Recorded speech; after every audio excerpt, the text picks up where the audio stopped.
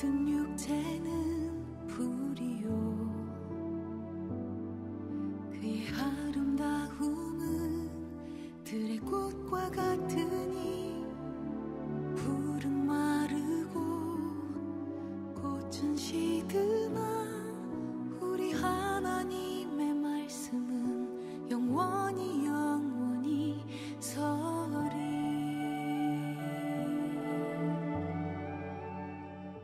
오늘 이 아침 우리에게 주신 말씀은 에스겔서 47장으로 잠깐 갑니다. 1절에서 7절 1227쪽 에스겔서 47장. 그가 나를 데리고 성전문에 이르시니 성전의 안면이 동쪽을 향하였는데 그 문지방 밑에서 물이 나와 동쪽으로 흐르다가 성전 오른쪽 제단 남쪽으로 흘러내리더라. 그가 또 나를 데리고 북문으로 나가서 바깥길 쪽을 향한 바깥문에 이르기시기로 본즉 물이 그 오른쪽에서 스며 나오더라. 그 사람이 손에 줄을 잡고 동쪽으로 나아가며 천척을 측량한 후에 내게 그 물을 건너게 하시니 물이 발목에 오르더니 다시 천척을 측량하고 내게 물을 건너게 하시니 물이 무릎에 오르고 다시 천척을 측량하고 내게 물을 건너게 하시니 물이 허리에 오르고 다시 천척을 측량하시니 물이 내가 건너지 못할 강이 된지라. 그 물이 가득하여 헤엄칠 만한 물이요 사람이 능히 건너지 못할 강이더라. 그가 내게 이르시되 인자야 내가 이것을 보았느냐 하시고 나를 인도하여 강가로 돌아가게 하시고 다 같이요. 내가 돌아가니 강 좌우편에 나무가 심이 많더라. 아멘. 좌우로 인사 나누죠. 좋은 아침입니다. 네, 참 좋은 아침이네요. 이 아침 첫 시간 하나님께 드리기 위해서 걸어간 발걸음을 대신 여러분, 가정에서 유튜브를 통해 함께 예배에 참여하고 있는 교회 여러분 주의 이름으로 축복합니다. 어때요? 교회 LED가 꺼지고 십자가 꺼지니까 오천이 좋은 도시가 아니야. 아무리 생각해도 우리 교회가 있으니까 이 오천이 빛이 나는 거지. 어때요? 칠흑같이 어둡죠. 교회가 얼마나 좋아요. 교회 이름 간판에 불이 들어온다는 게 참 좋은 일이구나. 저녁에 늦음하게 그 11시가 다 돼서 이렇게 가는데 이게 불이 없어요.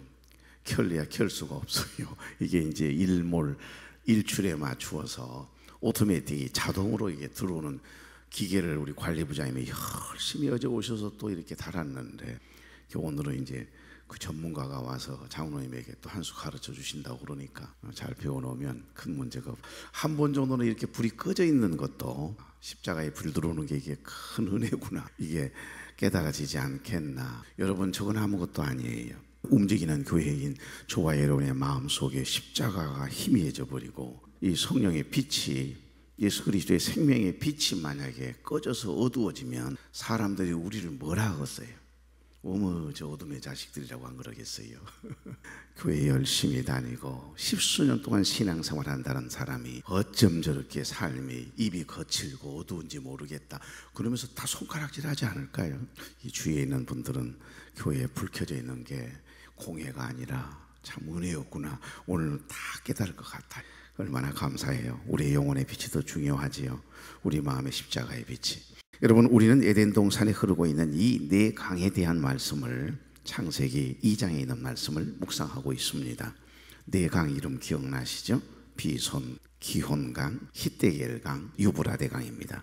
창세기 2장 10절 강이 에덴에서 흘러나와 동산을 적시고 거기서부터 갈라져 네 근원이 되었으니 교회는 에덴의 근원이죠. 하나님의 말씀은 기쁨의 근원입니다. 여러분의 가정과 삶의 현장마다 하나님의 은혜가 비손강처럼 풍성하게 넘쳐 흐르고 할렐루야. 기혼강처럼 차고 넘치도록 생수의 기쁨이 솟구쳐 흐른다라고 하는 의미가 있거든요. 기혼이라고 하는 이 강의 이름의 의미 속에 말입니다. 세 번째 히데겔 강인데 티그리스 강, 화살처럼 빠르게라고 하는 뜻이 있습니다. 화살처럼 빠르게 흐르고 그러니까 하나님의 말씀이 신속하게 역사하고 우리가 기도하는 것들이 신속하게 응답되고 능력으로 이루어지고 그러니까 유브라데 강처럼 우리 교회와 가정이 물맛이 달고 상쾌함이 늘 경험되어지는 결실과 번영이라는 뜻도 있고요.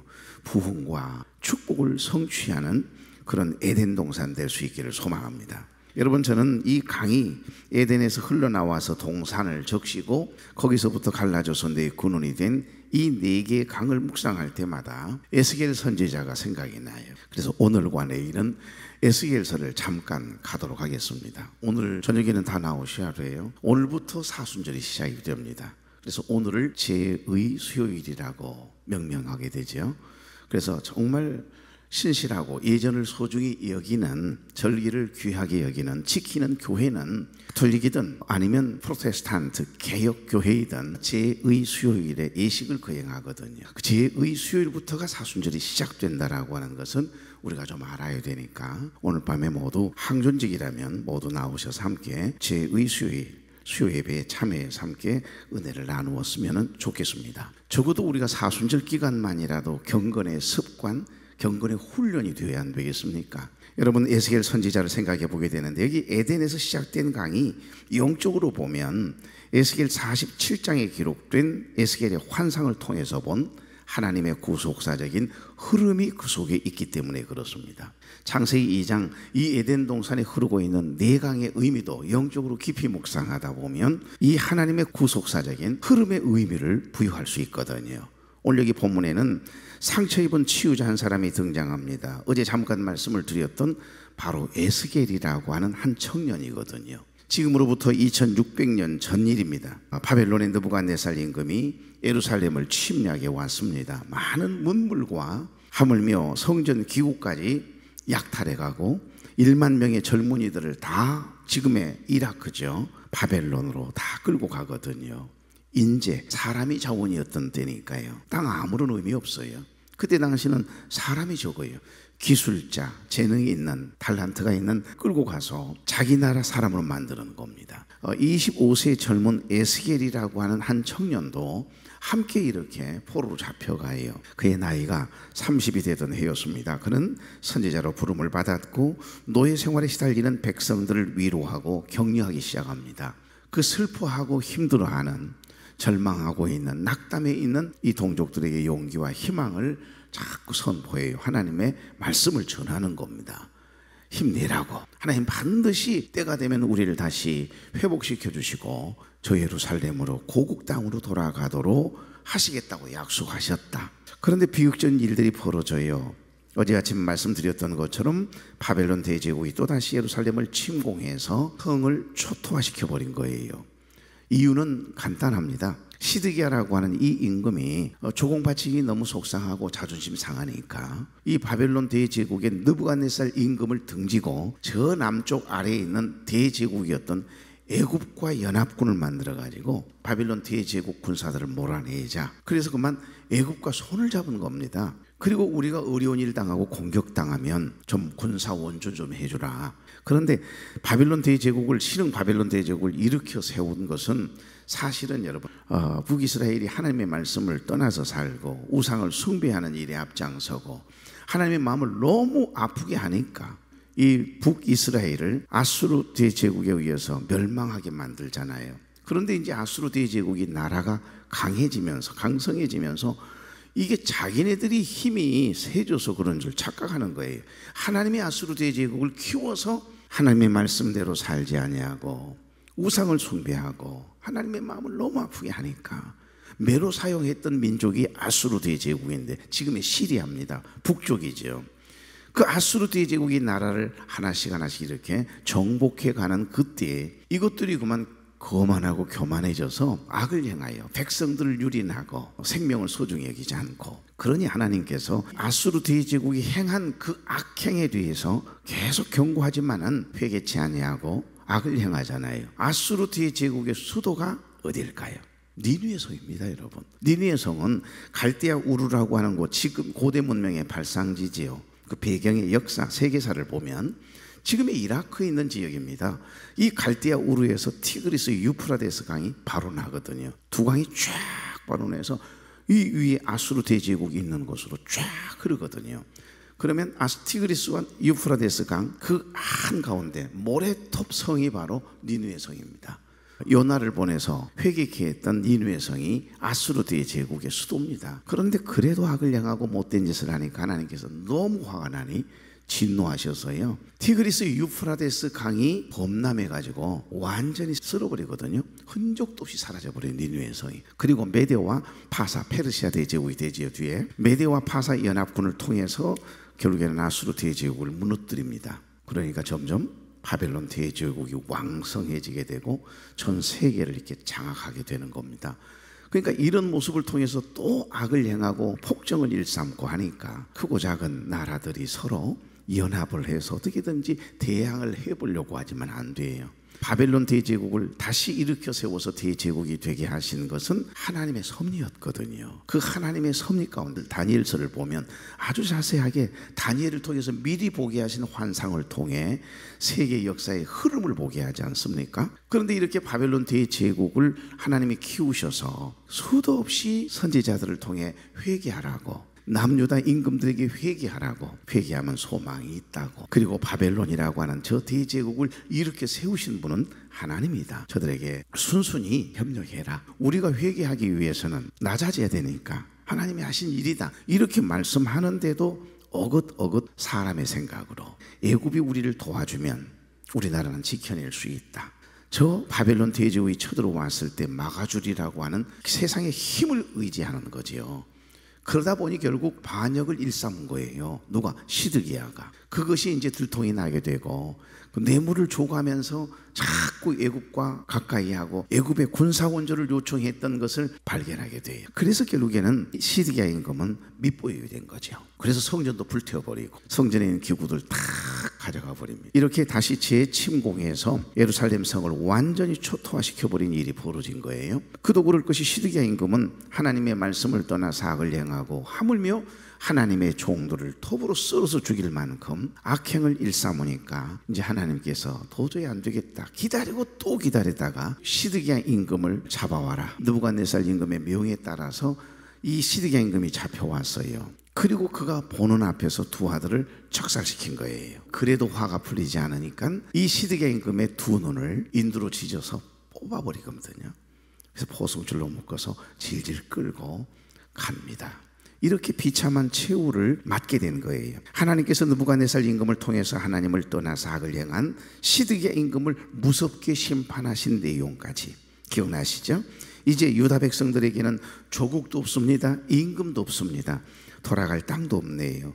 백성들은 저녁이면 히데길 강가에 가서, 티그리스 강이거든요. 히데길 강가에 가서 예루살렘 성이 있는 고국을 바라보면서 슬피 울어요. 그럼 어떡합니까? 포로로 잡혀온 사람들이 낮에 그렇게 고단하게 그냥 포로 생활하느라고 힘이 들었는데 저녁이면 히데길 강가에 나와서 막 울면서 찬송을 부르면서 우리가 예루살렘 성에서 하나님께 그 감격 속에서 드렸던 그 예배를 막 동경하게 돼요. 그리워하게 됩니다. 그러면서 하나님 앞에 울고 또 울면서 기도하거든요. 설상가상으로 이 무렵에 에스겔의 아내가 세상을 떠납니다. 그러니 소망을 선포하던 에스겔 선지자의 꼴이 어찌 되었겠어요? 소망을 가지십시오. 희망을 가지십시오. 하나님이 우리와 함께 하십니다. 그랬는데 그만 사모님이 세상을 떠났으니 에스겔 선지자의 꼴이 어찌 됐겠냐고요. 하지만 에스겔은 이런 아픔과 슬픔 가운데서도 좌절하지 아니하고 나도 너무 슬프지만 나도 너무 견뎌내기 힘들지만은 백성들을 위로하라고 하는 하나님의 명령이 있기에 그 사명을 감당하느라고 백성들을 위로하고 소망을 선포하거든요. 이럴 때일수록 여러분 우리는 소망을 가져야 합니다. 서로가 서로를 붙들어 주어야 합니다. 여러분 희망을 버리지 마십시오. 이럴 때일수록 못하시는 것이 없으신 우리 하나님 전능하신 여호와 하나님을 의지하며 살아야 합니다. 우리는 하나님의 백성들입니다. 우리가 지금 당하는 이 고통과 서름은 우리의 죄악 때문이라고 하나님께서 말씀하세요. 회개하십시다. 우리 회개하면 반드시 이 나라와 이 민족을 회복시켜 주신다라고 약속하셨습니다. 그러면서 소망을 선포하거든요. 여러분 조국 유다는 망했고 지금 바벨론의 압지하에 포로 신세입니다. 사랑하는 아내는 죽었습니다. 누구보다 힘든데 누구보다 슬프고 외로운데 그런데 하나님은 에스겔 선지자 보고 백성들을 위로하라고 하는 사명을 주셨고 명령을 하시니 얼마나 야속합니까? 지금 내가 더 힘든데 내가 더 슬픈데 내가 더 큰 어려움을 만났는데 그 아픈 마음으로 백성들의 상처를 어루만질 때 강력한 위로와 소망의 빛이 그 마음 속에서 이렇게 톡 하고 터진 줄로 믿습니다. 내 평생에 가는 길 순탄하여. 스패포드라고 하는 변호사 생각나시지요? 5명의 자녀를 잃고 어떻게 주님을 찬양할 수 있겠습니까?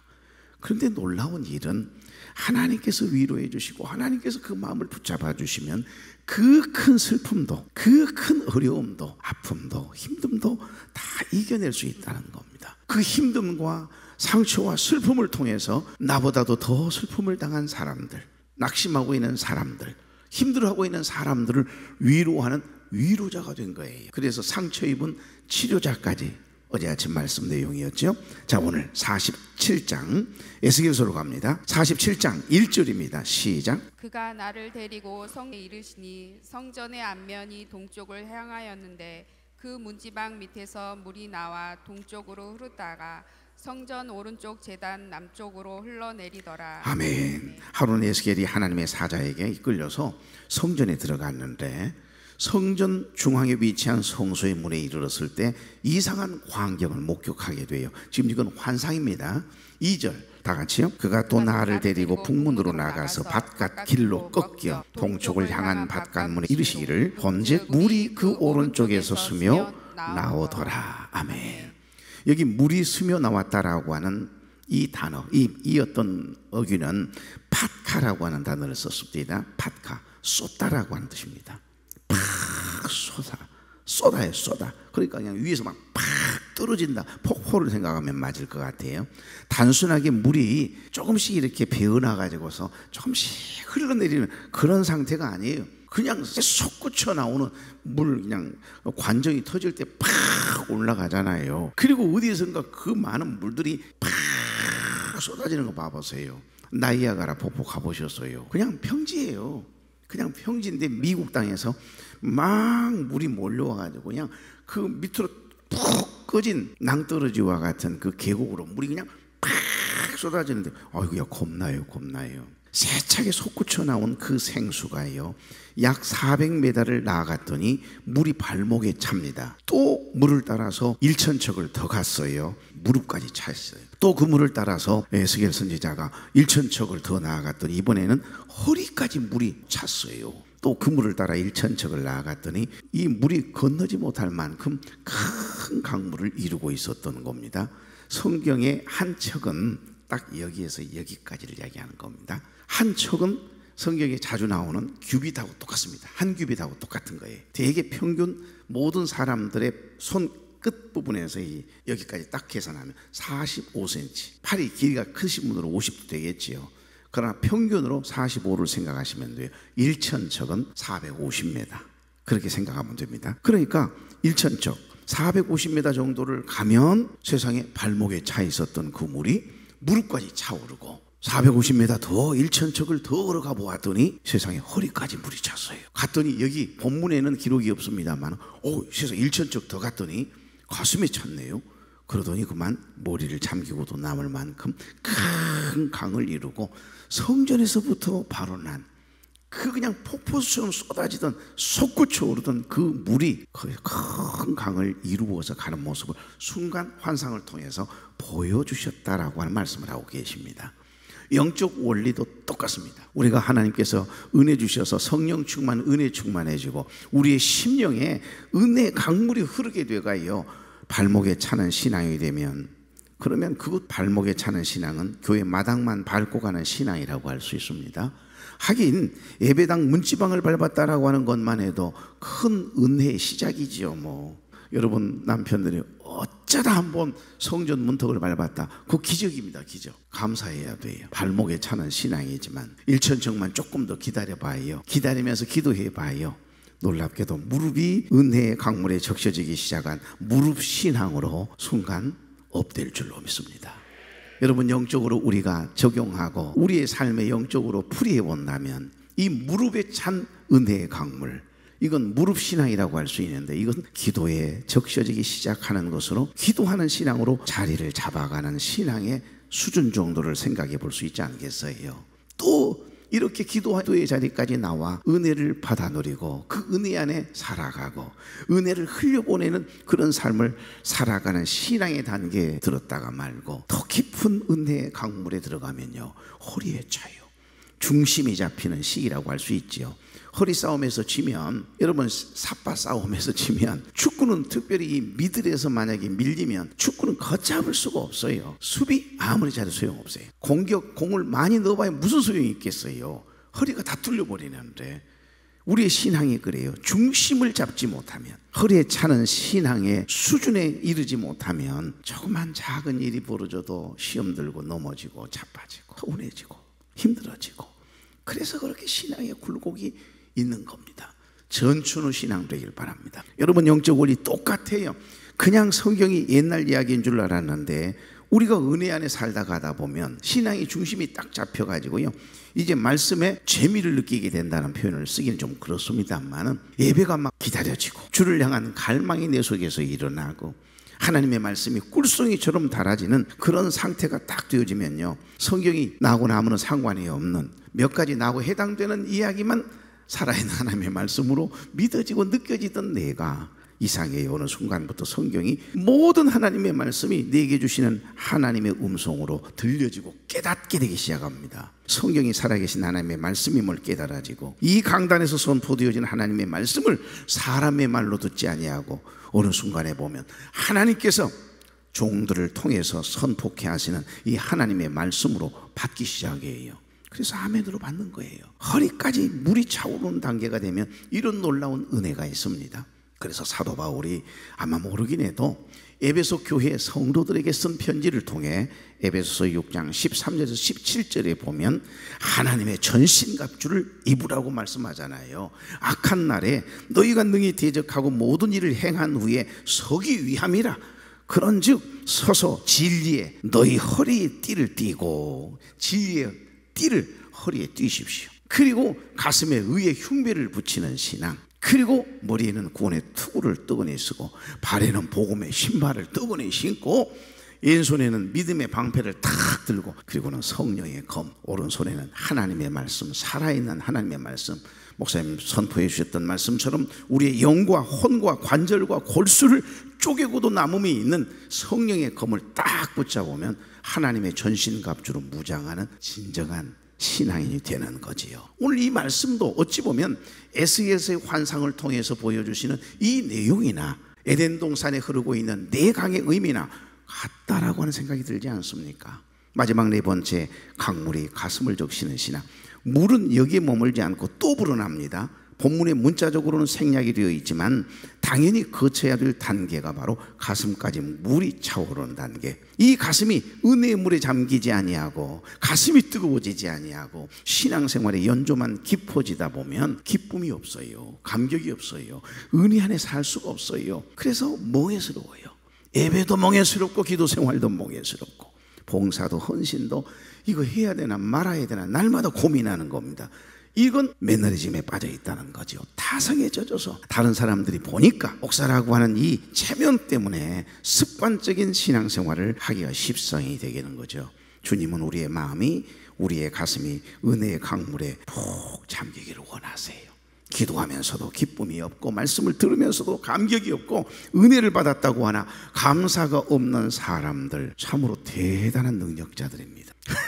성령의 능력으로 부응하는 거예요. 성령께서 도우시고 성령께서 은혜를 주셔야 내 가슴이 뜨거워지는 사람은요, 기도생활도 행복하고 신앙생활도, 우리의 인생 하루하루의 삶이요, 내가 사는 것이 아니라 나와 함께 하시는 내 속에 계시는 예수 그리스도께서 나와 함께 하심이 경험되어지는 사람은요, 힘이 하나도 안 들어요. 내 주의 은혜 강가로, 저 십자가의 강가로, 내 주의 사랑 있는 곳, 내 주의 강가로라고 하는 이 찬양의 가사를 한번 집에 가셔서 한번 검색을 해보십시오. 말씀을 맺습니다. 다섯 번째 단계는 은혜의 강물이 가득해서 어디까지 갔다고요? 에스겔 선지자를 통해 보여준 그 환상을 보니까 세상에 머리까지 잠겨요. 그러니 헤엄을 쳐야 할 만큼 강물이 깊은 물에서 헤엄치는 신앙의 단계, 이건 내 힘으로 사는 게 아니에요. 내가 살긴 사는데 걸어가고 있긴 한데, 우리 정 목사님 사랑의 동산 경험하고 나서 붕 떠있는 기분이었다고 하잖아요. 그것이 성령 충만, 은혜 충만의 삶이에요. 내가 걸어가는데 내가 걸어가는 게 아니에요. 그렇죠? 그냥 유리창 탁 열면은 어때요? 아침에 후덥지근하던 그 실내 유리창을 쫙 신선한 바람이 쫙 불어오잖아요. 산 위에서 부는 바람, 시원한 바람, 그 바람은 좋은 바람, 고마운 바람. 교회에서 부는 바람, 신령한 바람, 성령의 바람, 은혜의 바람이 오늘 이 하루의 삶 가운데 여러분의 가슴에 부러움이 있기를 바랍니다. 좋으신 하나님, 이 강단에서 흘러내리는 풍성한 하나님의 말씀과 은혜가 이 성전을 적시고 우리의 발목과 무릎에 그리고 가슴과 머리까지 잠기게 하시고 은혜의 주의 강가로 인도한 받는 우리 모두 되게 하시고 우리 교회 되게 하시고 우리의 가정들, 우리의 삶의 현장들 되게 해 주옵소서. 하나님의 말씀이 우리의 기도가 우리의 삶 가운데 신속하게 이루어지고 응답되고 역사할 수 있도록 하나님의 인자를 도하여 주옵소서. 병상에 누워있는 사랑하는 귀한 우리 모든 교우들, 혈육들, 자녀들 일일이 찾아가 주시고 어루만져 주시고, 마음이 어두워져 있습니까? 힘들어하는 이 있습니까? 육체의 질고로 인하여 하나님 앞에 부르짖고 있는 종들이 있습니까? 주의 피 묻은 손으로 어루만져 주시고 깨끗게 하시고 치료의 방선을 말하여 송아지처럼 뛸 수 있는 쾌유와 회복을 더하여 주옵소서. 감사하며 예수님의 이름으로 축복하며 기도하옵나이다. 아멘.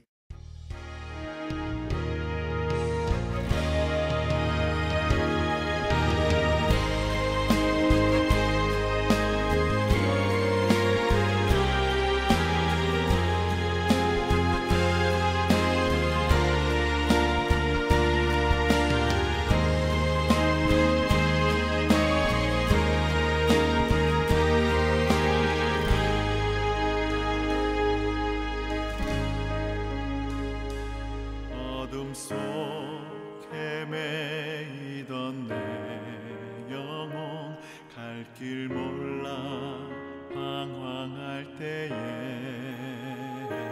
주의 십자가 영광의 그 빛이 나를 향해 비추어 주셨네.